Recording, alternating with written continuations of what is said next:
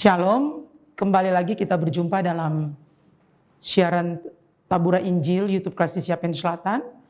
Mendasari seluruh proses pekabaran Injil di hari ini, di saat ini, mari kita awali dalam doa. Kita berdoa.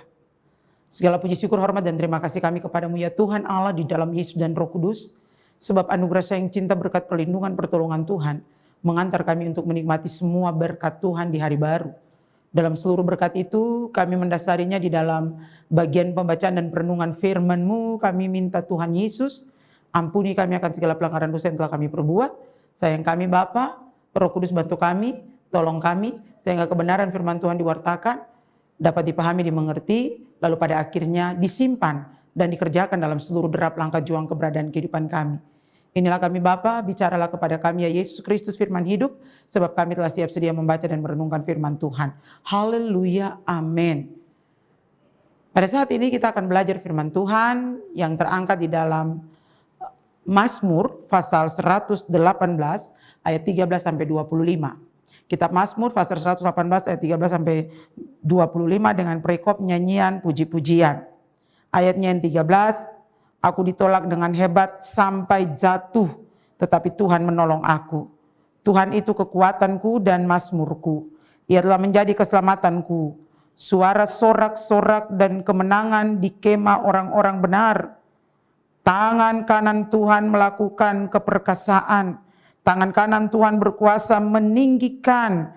Tangan kanan Tuhan melakukan keperkasaan. Aku tidak akan mati, tetapi hidup. Dan aku akan menceritakan perbuatan Tuhan. Tuhan telah menghajar aku dengan keras, tetapi ia tidak menyerahkan aku kepada maut. Bukakanlah aku pintu gerbang kebenaran. Aku hendak masuk ke dalamnya, hendak mengucap syukur kepada Tuhan. Inilah pintu gerbang Tuhan. Orang-orang benar akan masuk ke dalamnya. Aku bersyukur kepadamu, sebab engkau telah menjawab aku dan telah menjadi keselamatanku. Batu yang dibuang oleh tukang-tukang bangunan telah menjadi batu penjuru. Hal itu terjadi dari pihak Tuhan, suatu perbuatan ajaib di mata kita. Inilah hari yang dijadikan Tuhan. Marilah kita bersorak-sorak dan bersuka cita karenanya. Ya Tuhan, berilah kiranya keselamatan. Ya Tuhan, berilah kiranya kemujuran. Diberkatilah dia yang datang dalam nama Tuhan. Kami memberkati kamu dari dalam rumah Tuhan. Demikian pembacaan Alkitab. Diberkati tiap kita yang membaca, mendengar, menyimpan, memelihara, dan melakukan firman Tuhan dalam hidup kita hari lepas hari. Pemirsa Tabura Injil YouTube Kasih Siapen Selatan yang diberkati oleh Tuhan Yesus Kristus. Kita belajar firman Tuhan di saat ini dengan tema kebangkitan Kristus meruntuhkan tembok maut. Kebangkitan Kristus meruntuhkan tembok maut. Bapak Ibu Saudara yang diberkati oleh Tuhan Yesus Kristus, di dalam pembacaan kita, Lembaga Alkitab Indonesia memberi judul nyanyian puji-pujian. Nyanyian puji-pujian yang di dalamnya pemazmur menyanyikan kasih setia Tuhan yang abadi kepada umatnya. Jadi si pemazmur mengajak semua orang untuk bisa memuji Tuhan. Pertama umat Tuhan, lalu kemudian imam, dan semua orang yang mau bersyukur kepada Tuhan, yang mau memuji memuliakan nama Tuhan. Secara khusus di dalam bagian pembacaan Alkitab kita pada ayatnya yang ke-13 sampai 25, kita hendak belajar di sini bagaimana si pemazmur memberitahukan kepada kita tentang dua hal. Hal yang pertama yaitu pada ayatnya yang ke-13 sampai 18 bertemakan sukacita. Mengapa? Sebab Tuhan telah memberi kelepasan dan kemenangan. Doa pemazmur sudah dijawab Tuhan dan ia sudah diselamatkan dari jurang maut. Dan pada akhirnya ia mendapatkan keselamatan. Si pemazmur merasakan pemeliharaan Tuhan ketika sedikit lagi si pemazmur harus melewati jurang maut. Tapi ia ditebus. Dan oleh sebab itu dia bersyukur kepada Tuhan. Hal yang kedua pada ayatnya yang 19-25 yaitu berisikan pemenuhan kemenangan yang didapati di dalam Tuhan. Jadi pada ayatnya pada bagian kedua pasal 19 sampai pasal 25, bagaimana kata-kata ini dipakai juga oleh Yesus dan juga dalam seluruh perjanjian baru tentang bagaimana gegap gempita, sorak-sorai, tetapi juga bagaimana seluruh keberadaan kehidupan umat Israel bisa memberitahukan apa yang mereka rasakan dan mereka nikmati di dalam keberadaan kehidupan mereka. Pada bagian ini yang dikatakan batu yang dibuang. Batu yang dibuang ini adalah merupakan sebuah janji kepada Yesus. Yesus yang datang nanti. Batu yang dibuang oleh tukang-tukang bangunan, padahal batu ini adalah batu penjuru. Kalau kita membangun rumah, biasanya itu ada satu fondasi titik untuk memberitahukan bahwa di sini letak dasar bangunan, sebuah bangunan yang besar nantinya. Jadi batu penjuru ini diibaratkan seperti Yesus. Dalam seluruh memori hidup, peristiwa kesengsaraan di dalam tahun 2022 telah lewat, tetapi juga perayaan Paskah telah lewat, dan kita ada pada perayaan kenaikan Yesus ke surga. Memori hidup itu dibuka kembali bagaimana pengorbanan Yesus. Yesus kan dibuang, ditolak. Oleh siapa? Pertama oleh imam-imam kepala, ahli-ahli Taurat. Mereka menyangkal Yesus sebagai Mesias.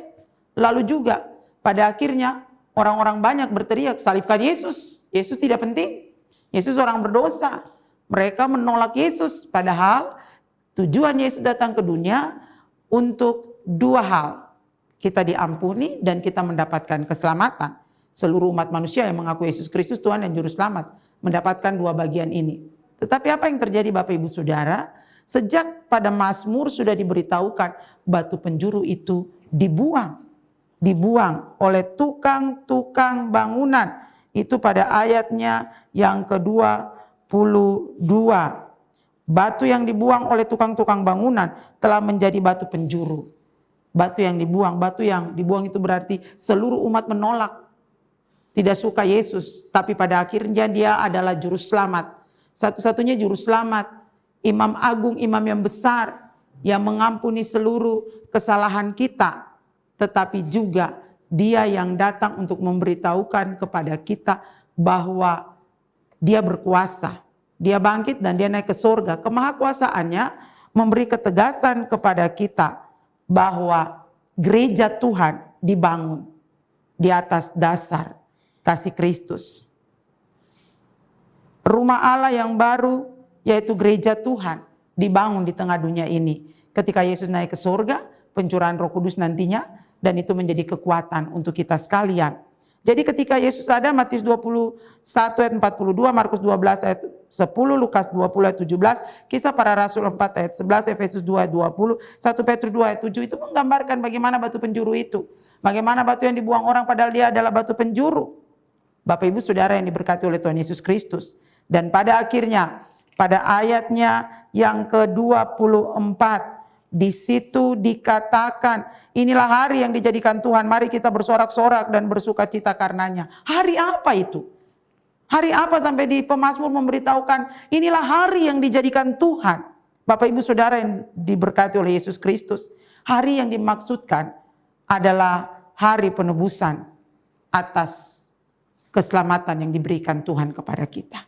Hari penebusan tatkala Yesus mati, bangkit, naik ke surga, duduk di sebelah kanan Allah Bapa, menjadi catatan khusus bagi anak-anak Tuhan yang percaya kepada Yesus Kristus, Tuhan dan Juru Selamat, bahwa Dia adalah Allah yang telah menyelamatkan seluruh keberadaan kehidupan kita lewat Yesus Kristus. Dan pada ayat 25 keselamatan telah diterima penuh-penuh di dalam seluruh derap langkah juang keberadaan kehidupan kita. Yaitu pada ayatnya yang ke-25, ya Tuhan berilah kiranya keselamatan, ya Tuhan berilah kiranya kemujuran. Bapak Ibu Saudara yang diberkati oleh Tuhan Yesus Kristus, bagian ini memberitahukan kepada kita keselamatan melalui pengorbanan Kristus dinyanyikan oleh banyak orang. Ketika Yesus datang kan semua orang bersorak-sorak. Tuh Yesus masuk Yerusalem itu semua orang bilang Hosana, Hosana, diberkatilah dia yang datang di dalam nama Tuhan. Memberitahukan kepada kita bahwa semua orang merindukan keselamatan. Semua orang menyambut keselamatan di dalam keberadaan kehidupan tiap orang ketika Yesus datang. Nyanyian pujian dinaikkan, segala syukur dilontarkan, tetapi pada akhirnya menjadi catatan untuk kehidupan kita. Sudahkah kita betul-betul melihat bahwa apa yang dikatakan kebangkitan Yesus meruntuhkan tembok maut itu? Tembok maut telah diruntuhkan. Orang-orang percaya kepada Yesus Kristus Tuhan dan Juru Selamat sudah tidak takut lagi. Karena tembok maut telah diruntuhkan. Kematian telah dilewati oleh Yesus. Kemahakuasaannya memberitahukan kepada kita bahwa Yesus melewati maut. Dan dia memberikan keselamatan bagi kita. Mau tidak berkuasa lagi kepada keberadaan kehidupan kita sekalian. Yesus memberitahukan kepada kita pada hari ini, pada saat ini. Tugas tanggung jawab kita, apa yang harus kita kerjakan? Yang harus kita kerjakan itu adalah bagaimana dalam hidup ini pujian syukur. Nyanyian itu harus terus dikumandangkan dalam hidup. Tidak ada putus-putusnya. Pagi sampai malam kita terus memuji memuliakan nama Tuhan. Lalu apa yang harus kita kerjakan? Pertanggungjawabkan keselamatan yang Tuhan berikan. Batu penjuru yaitu Yesus Kristus yang telah menganugerahkan keselamatan itu. Hendaklah kita tetap setia dalam seluruh tugas tanggung jawab kita. Hendaklah kita terus memberi yang terbaik dalam seluruh derap langkah juang keberadaan kehidupan kita.